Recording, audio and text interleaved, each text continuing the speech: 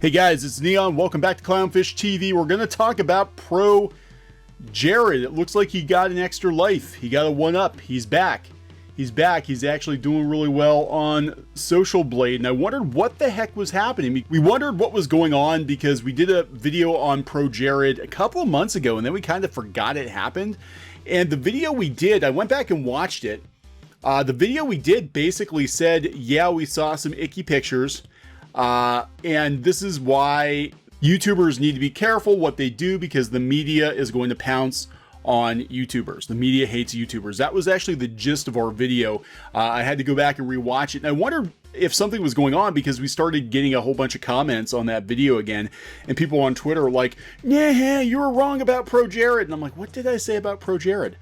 And really, it was just like, yeah, don't do that. This is what he's accused of. And by the way, the media is using it to slam all YouTubers, which is, you know, was this article on Popdust. That's what we were talking about, how the media is using any slip up by YouTubers to hang them out to dry because the media is threatened by YouTube.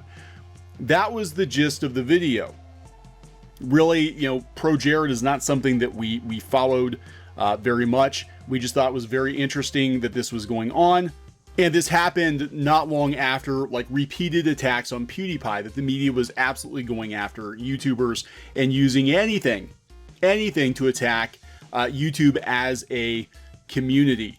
You know, individual slip-ups to attack YouTube as a community. But now, since that video was made, since that article was written back in May, Jared has come out and said that, hey, those pictures were actually consensual. They were all with people that were over 18.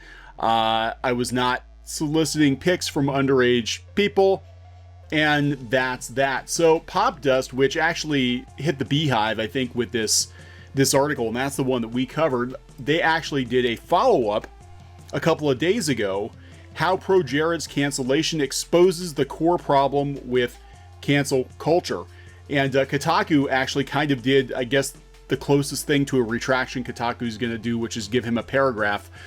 You know, they gave him a paragraph that said, you know, hey, he said that he did exchange photos with fans, clarified it was consensual, although there was a power imbalance.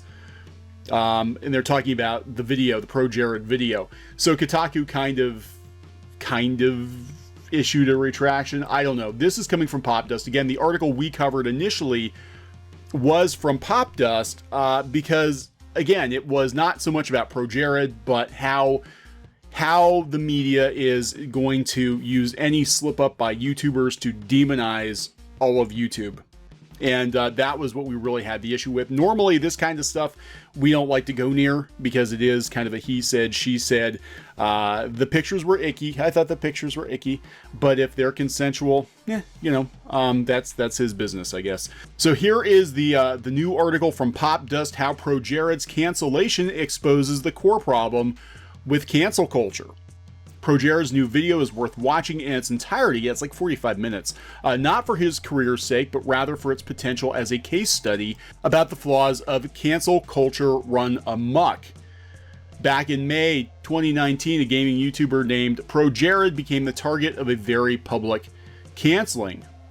While the cancellation of a niche, albeit popular gaming YouTuber, could be considered a blip within the larger context of rampant call-out culture, the details were juicy enough and the backlash loud enough that ProJared trended on Twitter. Major media outlets took notice, with publications like the Daily Beast providing in-depth coverage. Popdust wrote an op-ed on ProJared too. That is what we covered, was Popdust's article. So I guess this is kind of a retraction. I don't know. Highlighting and dissecting the drama of a womanizing pedophile. That's what his cancellation was all about. The SparkNotes version of events played out as follows. ProJared announced he and his wife, professional cosplayer Heidi O'Farrell, were getting an amicable divorce. She immediately claimed that Jared had been cheating on her with their mutual friend, another cosplayer, and had also been soliciting nudes from fans for years. Jared ran a not safe for work Tumblr. We're not allowed to do that on Tumblr anymore, where he posted lewds and fans could send him lewd photos. Then it came to light that his wife had been aware of it and okay with her ex-husband's Tumblr activities, and that their relationship might have incorporated polyamory. Polyamory. Uh-oh. Finally, 2 former fans came forward alleging that Jared, who is 34, had solicited lewd photos from them, even though he knew they were underage. Charlie also provided screenshots proving the interactions occurred when he was younger than 18. The fuse had been lit. Jared became an overnight pariah. His niche communities of fellow creatives cut all ties with him. He faced an endless stream of harassment on Twitter. Countless YouTubers picked him apart, based on the assumption that ProJared was a pedo caught red-handed. His punishment felt thoroughly deserved. Here's his defense. But then 3 months later, Jared released a 42-minute video. I'm wrong. It's 42 minutes. I thought it was 45. Responding to the allegations made against him, even going into this video fully expecting a load of rehearsed backtracking. It's hard to watch the whole thing without feeling like ProJared was wronged, at least to some extent. After all, he has receipts. He has receipts. Whoa, he does have receipts. Look at all those receipts. I'll put a link to that. Up front, this is not an all-out defense of ProJared. A good deal of his behavior was, at best, problematic. This is, however, a defense of fairness. A defense of fairness. For whatever misdeeds he may have committed based on the evidence at hand, it's inarguable that he was held responsible for things he did not do by an outrage mob, who seemed to hold no interest in discerning the truth. Most importantly, the outright unfairness of his experience gives cause to reflect on the point of cancel culture. By gleefully canceling problematic people online, are we actually serving lofty social goals or just perpetuating more abuse? We're kind of seeing a lot of this backfire now, aren't we?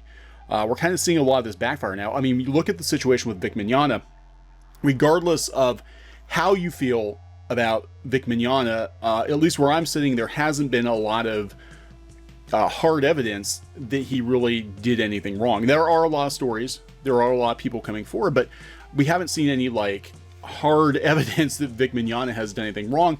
But immediately, once Anime News Network ran that article on Vic, misusing photos from his fans to paint him as some sort of creeper on underage girls, he was out of a job. He was out of work. He was a pariah. He was kicked out of conventions. He lost jobs at Funimation and Rooster Teeth. And a lot of the people who were cheering that on, now it turns out that they might have been a little problematic themselves.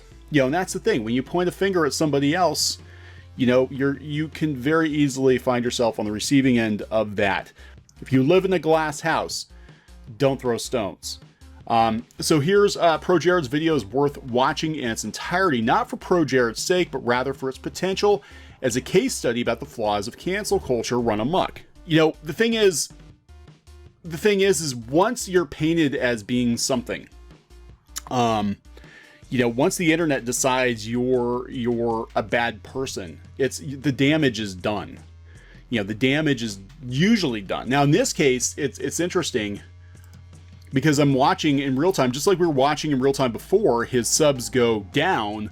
I'm watching in real time his subs go up. Since he released that video, he was all in the red. And then all of a sudden, a bunch of people, look, 22,000 subs in a day, 31,000. As the word gets out, ProJared, yeah, he lost over 250,000 subs in May.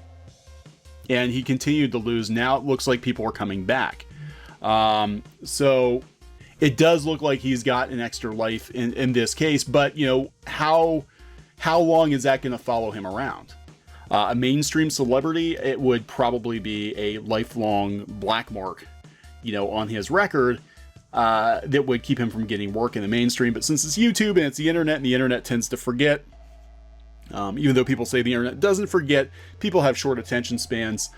You know, so I don't know. You know, if this is true, then, you know, he probably can bounce back. Okay, regardless of one's opinion on ProJared, he illustrates beyond any shadow of a doubt that cancel culture has a tendency to fuel outrage with decontextualized and potentially false information. This is important because this happens a lot. Basically, people can just wake up one day, they can have a personal grievance and be like, I hate that person, let's get them fired.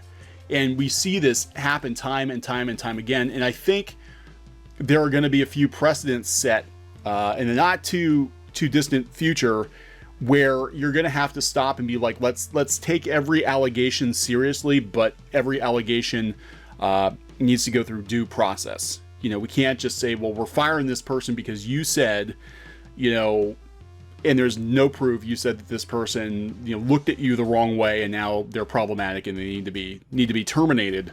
So this results in the bastardization of social justice, which undermines its own end goal of revoking abusive people of their privilege by turning its practitioners into bullies themselves. Wow, I'm really surprised Popdust ran this. This is true. Social justice warriors, a lot of times, you know, from my point of view, and there's absolutely nothing wrong with social causes, it kind of goes from being a social justice warrior into almost a social justice terrorist, somebody who thrives on having the power to get you canceled, to have you removed from your position of power or influence, because it is kind of a power play sometimes. And there are people out there who they get off on it. They get off on being able to deplatform people. They get off on being able to cause financial harm to people. I don't know if these people feel like they don't have any power themselves, so the only way that they feel better about themselves is to take power from other people. Whatever it is exactly this. It's a bastardization of social justice. It's not actual social justice. It's not. So Jared, for his part, was very open in the video about the fact that he did operate a not safe for work Tumblr. He noted time and time again he was very clear about only communicating with people older than 18, a point which multiple people who had participated reiterated to the Daily Beast as well. Aside from Chai and Charlie, everyone else agreed that, at least via text, Jared always insisted that anyone he exchanged content with must be 18 or older. Now, here's where we're hit with some tricky territory. Considering the position Jared held within his niche community as a prominent YouTuber, a natural power imbalance existed between him and most of the people sending him selfies. Moreover, a lot of his fans were younger than he was, which likely heightened the possibility of underage people interacting with his content. In short, there's an uncomfortable element to Jared's lewd online presence. With that being said, his professional status should not preclude him from expressing his sexuality with other consenting adults. Saying that his behavior had problematic elements does not necessarily make it predatory. If two consenting adults choose to exchange selfies with one another, it's not anyone else's business. So regardless of whether or not he cheated on his wife, or who cheated on whom, in what capacity, we don't know. Yeah, this whole thing is confusing. It's not anyone's business on Twitter. That is true. What is going on behind the scenes, that's not anyone's business, and the whole thing just blew up. Adult relationships can be messy and complicated, and just because someone has some degree of celebrity, it does not mean their personal lives should be public. So in short, there are surely a number of fair reasons to dislike ProJared. It's fine to unsubscribe from him for cheating, assuming that's what you believe he did. It's also fine to unfollow someone who engages in what you believe to be problematic behavior. At the same time, I'm not convinced that in Jared's case, either of those things warranted the extreme levels of toxicity and hatred he received. And they certainly didn't warrant abuse directed toward his current girlfriend or any of the friends who might not have been quick enough to denounce him as a person. But then there are the claims of underage predation. Well, in his apology video, the bulk of his runtime is dedicated to debunking the claims that he knowingly pursued minors. Throughout the entire debacle, only 2 people accused him of doing so, but their accounts were largely accepted as true. Okay, so the first accuser sent him pictures in 2016, indicated that he was 16. Jared asserts that he does not ever recall interacting with Chai prior to these claims. He does, however, point to a Medium article Chai wrote discussing a debilitating brain injury he suffered during the same period he claimed to have communicated with Jared in early 2016.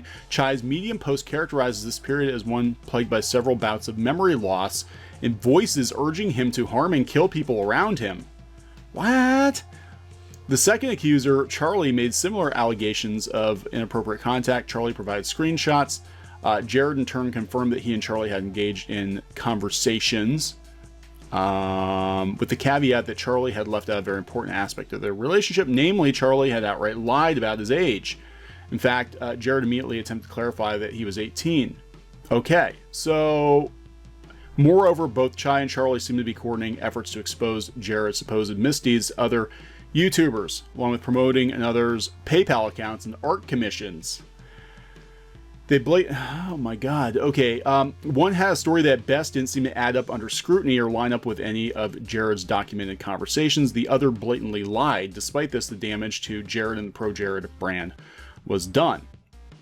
Doesn't mean Jared's innocent, not necessarily. Multiple people seem to feel that he had behaved creepily in the past, so maybe there's something to that, but at the same time, multiple people seem to feel that he had behaved creepily in the past, so maybe there's something to that. But at the same time, we can't just throw accusations around and destroy someone's career based on entirely uncorroborated Twitter posts. This is important. But yeah, this Twitter deplatforming call-out culture is a problem. It's a huge problem. I mean, it really is like schoolyard gossip.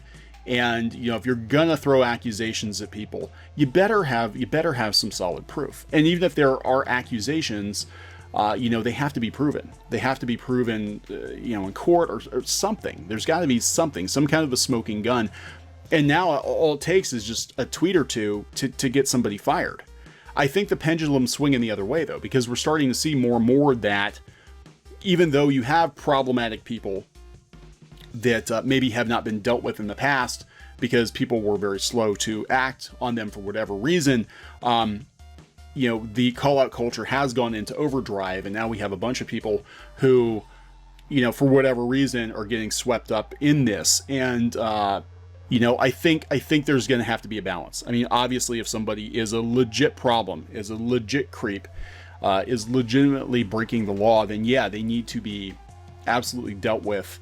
But you can't just, you know, use Twitter to air personal grievances, personal vendettas, and try to get people fired. And they do. People are getting fired over Twitter. They're getting fired over unsubstantiated evidence. I mean, again, back to Vic Mignogna. Regardless of what you think about Vic, Mignogna, whether or not you think he was creepy, whatever, you know, we saw fabricated evidence. We saw, you know, news outlets like Anime News Network use photos that were not on the up and up, and that they seem to have a personal axe to grind with him.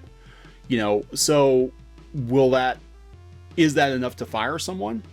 You know, I mean, you got to have evidence. You have to have more evidence than just a whisper network if you're going to flat out fire someone. So yeah, this is it. The problem here is that the public found him guilty with only limited evidence. This is happening more and more. It's happening with, you know, look at John Lasseter. John Lasseter, yeah, you know, maybe he got too touchy-feely with people at Pixar, you know, but he was basically fired, from my understanding. John Lasseter was fired for making a couple of people feel uncomfortable.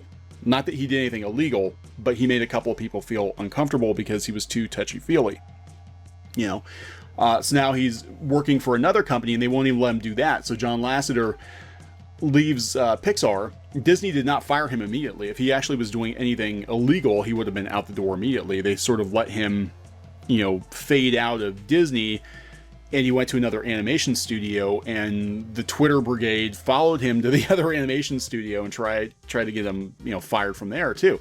Again, if you're found guilty on Twitter, it follows you for the rest of your online life, at least until Twitter gets, you know, the plug pulled. But it does. And the thing is, a lot of these journalists, you know, they're blue checks on Twitter. So it just becomes this, you know, this self-feeding machine. And I agree with Popdust. I think look, there are legit problematic people out there, but it is out of control. It's out of control. Cancel culture is not necessarily bad, at least in concept. I agree. Oftentimes, powerful people get away with horrendous behavior for far too long, and cancel culture puts some of the power back in the public hands. I agree.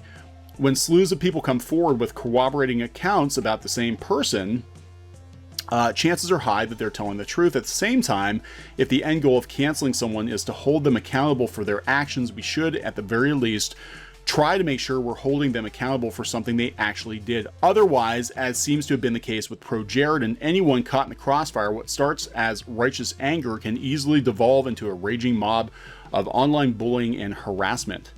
Yeah, it can. And, you know, it's funny that they wrote this when the same outlet was the one that put the article up about YouTube culture being toxic. But it looks like people are coming back. You know, it looks like people are coming back. So I don't know. Obviously we have a problem with cancel culture. I think this is another thing that's going to change. Again, I think it started with good intention, getting rid of legitimately problematic people, but it just became an excuse to terminate anyone for anything, even if they looked at you cross-eyed. Like literally in some instances, it's like, oh, they looked at me weird, so they're problematic. They were probably mentally undressing me or some garbage like that. And I think that this is probably going to come to an end too pretty soon. All it's going to take are a few lawsuits, you know, and that'll probably be it for the quickfire cancel culture. Now, obviously, if people are doing bad things, they need to be held accountable for that, but it is out of control. Absolutely. So what are your thoughts on this? Do you think he's, you know, he deserved the hate he got? Do you think that he's still creepy? Do you think he deserves a second chance? Do you think this is all blown out of proportion? What role do you think the media had in this? Because the media pounced all over it. And like I said, it's very weird that, you know, this is sort of a retraction from Popdust when Popdust sort of stoked the fires a couple of months ago. This is what we were going by. And Kotaku didn't do much of anything. They had one little paragraph, and they're just like, yeah, okay, by the way, he made a video. Okay, move on. And that is it. So we'll put links to those in the show notes, and we'll talk to you guys later. Hey guys, thanks for watching Clownfish TV. Please consider supporting the channel. Go to clownfishsupport.com. That's clownfishsupport.com. And if you want to join our community, go to clownfishtalk.com. That's clownfishtalk.com. Please subscribe, ring the bell for notifications. We will talk to you next time.